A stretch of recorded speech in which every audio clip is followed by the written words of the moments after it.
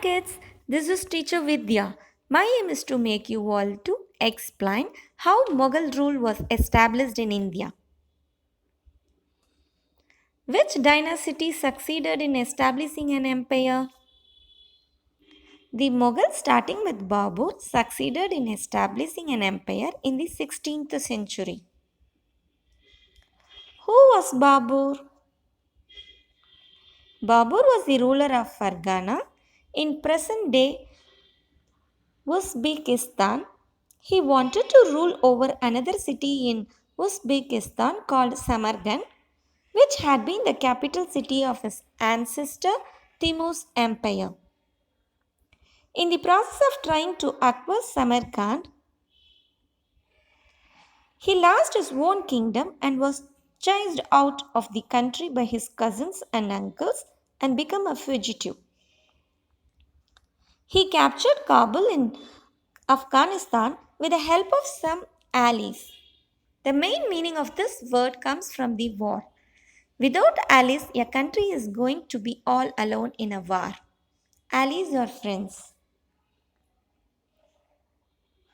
He captured Kabul in Afghanistan with the help of some allies. He wanted to attack India because of its wealth. Babur was invited by Daulat Khan Lodi, a rebel of the Lodi dynasty, in 1524 to invade North India and fight the dynasty and their enemies in Rajputana. Daulat Khan Lodi was the governor of Lahore during the reign of Ibrahim Lodi, who was the last ruler of the Lodi dynasty. Due to disaffection with Ibrahim, Daulat invited Babur to invade the kingdom. Babur defeated Ibrahim Lodi in 1524 in the Battle of Panipat. He used a strategy to encircle Lodi's army and used guns and cannons, which was his advantage over large army. He defeated the Rajputs in the Battle of Karnal in 1527 and the Afghan chiefs in the Battle of Gagra in 1529. Thus, Mughal rule was established in India. Babur died in 1530.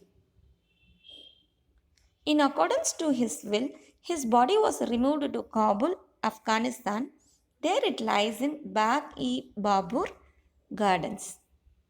This is Babur's tomb and location, and was succeeded by his son Humayun. Humayun was unable to control the empire as it had been divided among him and his brothers who were constantly challenging him. In addition, he faced challenges from the Afghan rulers of Bihar and Gujarat.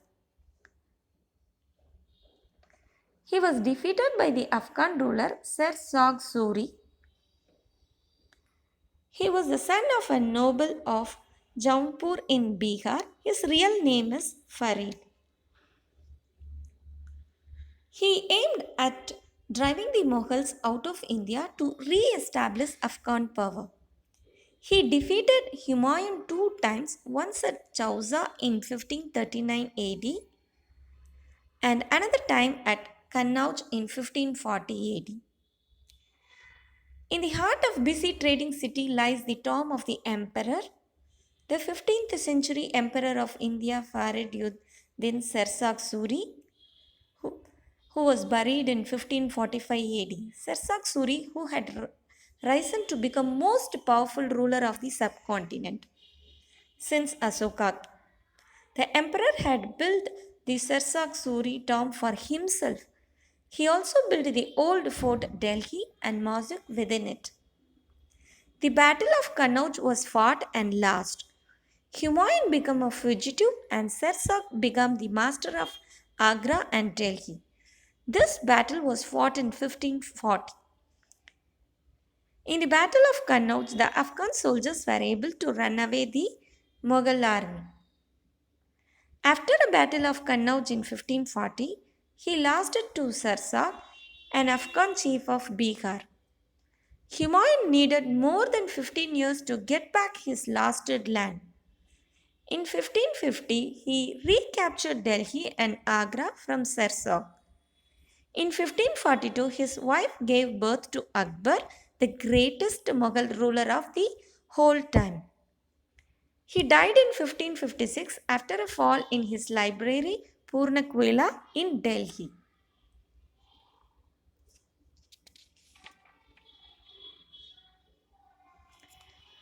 What is the name of our country's currency? Where did the name rupee come from? Sirsak Suri, the Afghan ruler who chased Humayun out of India, introduced a silver coin called rupiah. This became India's currency, which we know now as a rupee. Let us learn about Sirsak Suri and his administration. Sirsak Suri was the Afghan ruler of Bihar. He was a son of a Jagirdar and joined the service of Bihar king. He acquired the fort of Chunar through marriage and eventually became the ruler of Bihar after overthrowing the prevailing ruler. He then defeated the king of Bengal and came into direct conflict with Humayun, defeating him in the Battle of Kannauj in 1540. His administrative policies helped him to run his kingdom smoothly. Sirsak Suri established a sound system of administration. He was a brilliant administrator. He introduced many reforms and innovations in the administration of the country. He paid to his army salaries in cash regularly. For the general welfare of the people, Sirsak built many roads. He introduced gold, silver, copper coins known as tanka or rupiah. He started the new postal system by using horses. He divided the region into provinces called sargas and appointed able governors to rule them. He punished any antisocial activity. His system of estimating land revenue was systematic and accurate, based on actual produce and size of land. He introduced a judicial system that separated civil and criminal cases.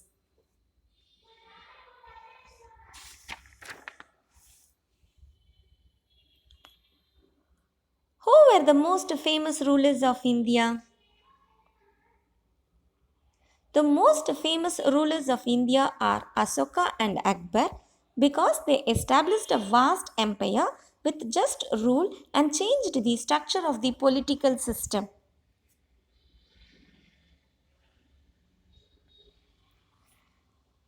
Let us learn about the steps adopted by Akbar to expand and bring stability to his empire.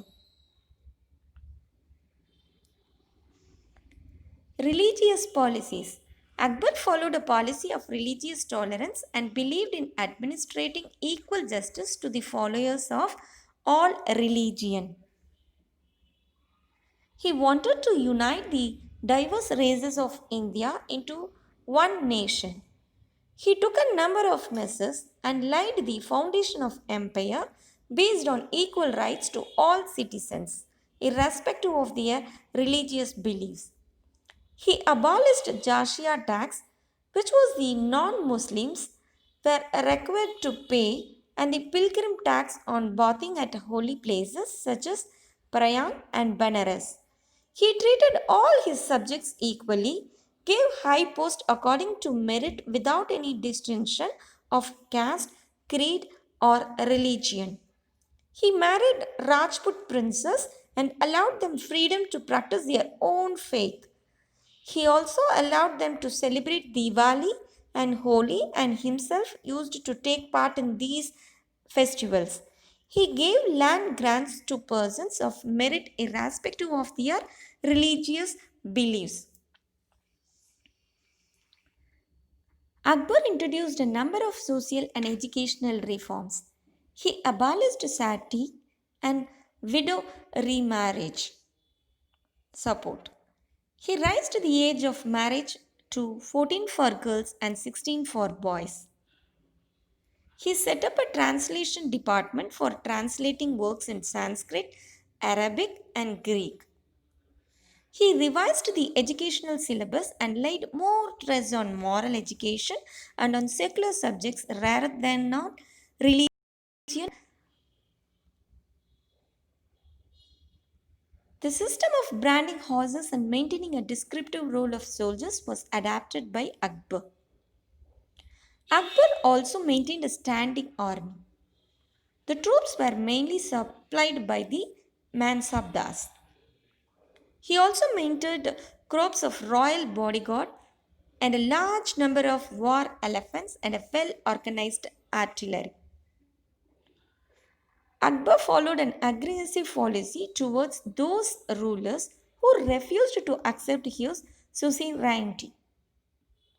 The Rajputs also wanted to recover Chittor, their capital city, conquered by the Mughals.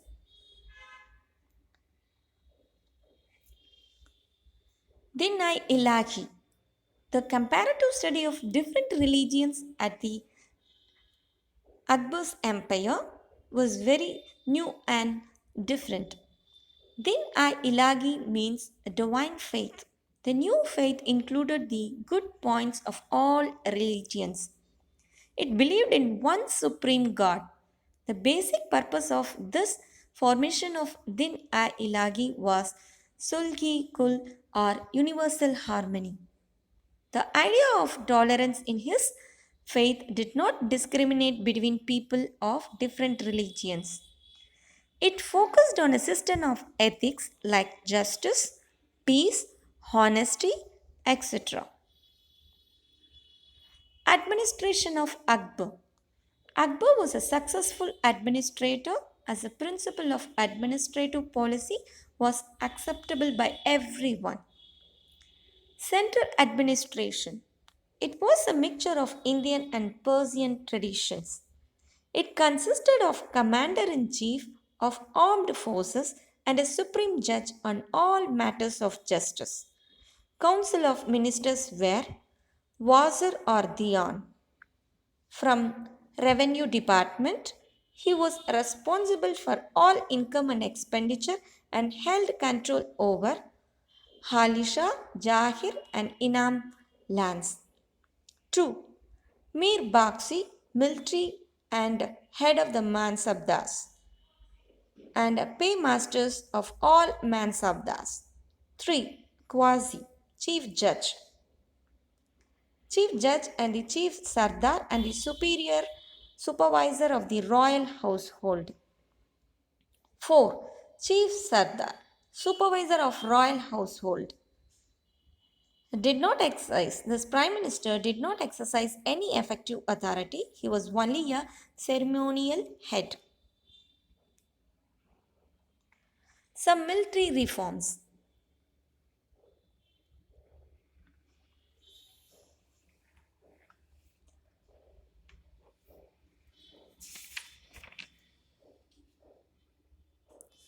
Akbar needed a large army to protect and expand the empire to control different parts of the empire, preventing repulsion wherever required. His army comprised paidals or soldiers on foot, savas or riders on horses, elephants or camels, and artillery soldiers who fired weapons. Mansabdari system in Akbar's court. Mansabdar was a military commander who was in charge of these soldiers. Mansab means rank. The Mansabdari system was an administrative system introduced by Akbar in Mughal Empire during 1571. The word Mansab is of Arabic origin meaning rank or position. Akbar chose the Mansabdars personally. The rank of a Mansabdar means the number of soldiers he had to command. A new Mansabdar started with the rank of 10. This meant he had to command 10 paidals and 10 savas. Based on his performance, he could be promoted to command a large number of soldiers. A Mansabdar with a rank beyond 7,000 was meant only for royal princes. The empire had to have absolute trust in such a high ranking commander. Akbar personally monitored the achievements of a Mansabdar and kept a record of his salary, which was paid in cash. Some of the trusted Mansabdars were granted jagirs or rights of land revenue of certain regions. Mansabdars were transferred to different regions every 2 to 3 years. Just as they could be promoted, they could also be demoted if they showed any signs of lack of duty. Akbar controlled the Mansabdars by monitoring their achievements, transferring them, and promoting or demoting them. He could collect revenue from Jagirs.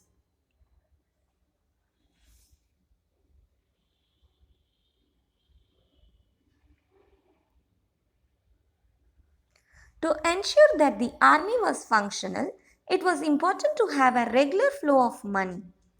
Akbar's finance minister was Raja Dudar Mal. He devised a system of land revenue called Japt. Under this, the land was measured, assessed for its fertility or average produce over a 10-year period, and then the expected revenue was calculated. This system of taxation was called Daksala.